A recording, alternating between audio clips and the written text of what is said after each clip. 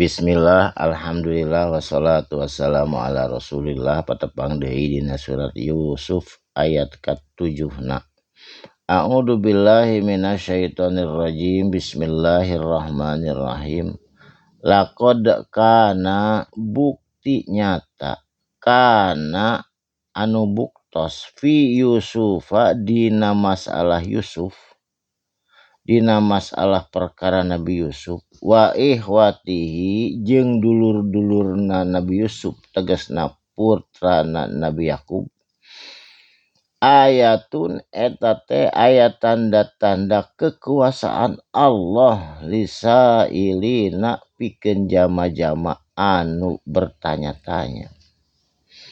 Saterusna idz qala kudu inget anjeun, qala samang-samangsa nyararios, la Yusufu sanyana ari Nabi Yusuf, wa akhahu jeung dulurna Nabi Yusuf, tegasna Bunyamin anu mesih keneh bayi waktu harita.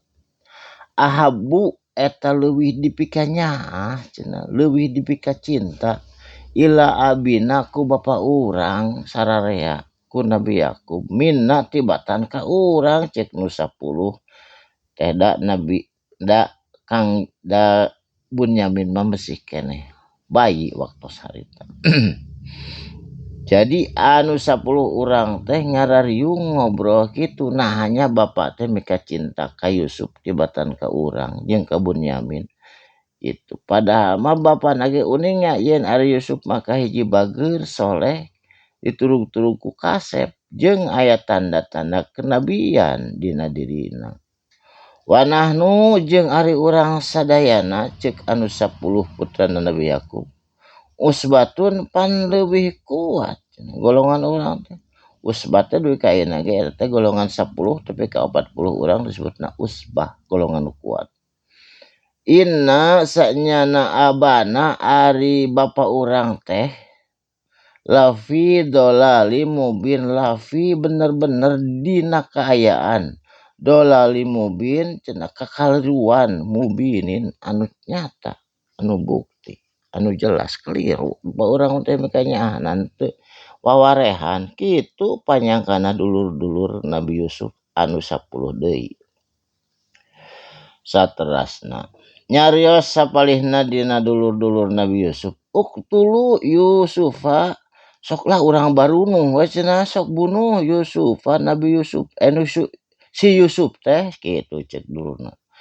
Awit rohuhu atawa huhu teh alungkeun hu eta Yusuf, alungkeun ka mana, ardon kana tempat atawa tanah anu kosong di padang pasir, alungkeun lah cenah geus paehan. Engke ge di dahar ieu ku sasatoan moal kapanggih sing jauh di tanah kosong.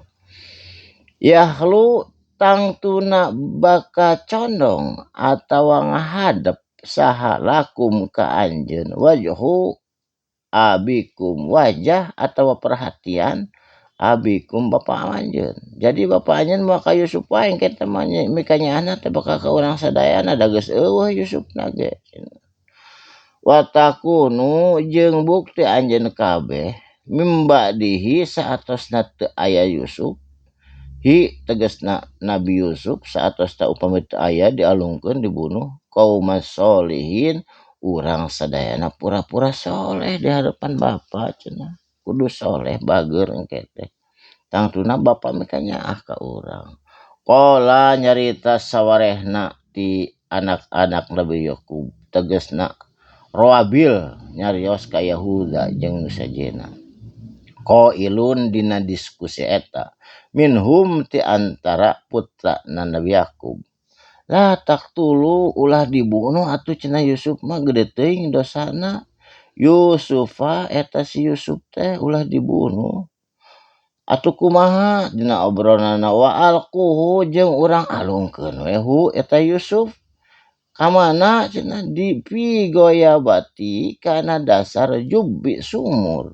Urang alungkeun we ka sumur cenah, di sisi jalan tu belah ditu aya sumur, anu sumur eta cenah kosong teu aya caian. yaltaqithu mangka baka mangihan sahahu ka Nabi Yusuf mengkena ba'du sayaroh ku jalma-jalma anu berkendaraan atawa anu musafir anu ngaliwat. Jadi dikaina ge sayyarah teh nyaeta kendaraan. In kuntum lamun bener-bener anjeun fa'ilina arek migawe atau arek berbuat sesuatu. Tong dibunuh urang alungkeun we ka sumur anu kosong. Engke ge bakal kapanggih sayaroti ku jelema anu ngaraliwat. Kitu saurna Rawabil dulurna Yahuda anu ayeuna disebut Yahudi jeung sajabana. Tah kitu kisahna Nabi Yusuf. Insyaallah diteraskeun enjing dina waktu sareng gelombang anu sami. Mudah-mudahan aya manfaatna pikeun urang sadayana. Barakallahu li wa lakum. Shadaqallahul azim. Wassalamualaikum warahmatullahi wabarakatuh.